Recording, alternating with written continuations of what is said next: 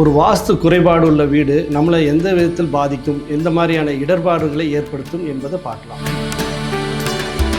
அளவுக்கு அதிகமான கடன், நன்றாக இருந்த வாழ்க்கையில் திடீரென குழப்பம், நல்ல முறையில் நடந்து கொண்டிருந்த தொழில்கள் முடங்குவது, உடல் ஆரோக்கியம் கெடுவது, பல காலமாக ஆரோக்கியம் சீராக இல்லாமல் இருப்பது, திருமண தடை, குழந்தையின்மை, குடும்ப உறவுகளில் சிக்கல், அதாவது கணவன் மனைவிக்குள் கருத்து வேறுபாடு, அனைத்து உறவுகளிலும் இணக்கம் இல்லாமல் இருப்பது, எப்போதும் இல்லை என்ற மனப்பான்மை, இயலாமை பற்றி அதிகமாக பேசுவது, எதிர்மறையாக பேசுவது, அளவுக்கு அதிகமான பய உணர்ச்சி, விபத்துகள், தற்கொலைகள், அகால மரணங்கள், தீ விபத்து, திருடு போகுதல், குழந்தைகள் கல்வியில் பின்தங்குவது, வீட்டில் பெரியவர்களிடம் மதிக்காமல் இருப்பது, வாழ்க்கையை எதிர்கொள்ள அடுத்தவரை நம்புவது, சட்ட சிக்கல்கள், வம்பு வழக்குகள், தெளிவற்ற பேச்சுக்கள், செயல்கள், இதெல்லாம் வாஸ்து குறைபாடுள்ள மனையினால் நடக்கும் தீமைகள், இடர்பாடுகள். இது போன்ற பிரச்சனைகள்லாம் உங்க வீட்டில் இருக்கு அப்படின்னா அந்த வீட்டில் வாஸ்து குறைபாடு இருக்கிறதா அர்த்தம்.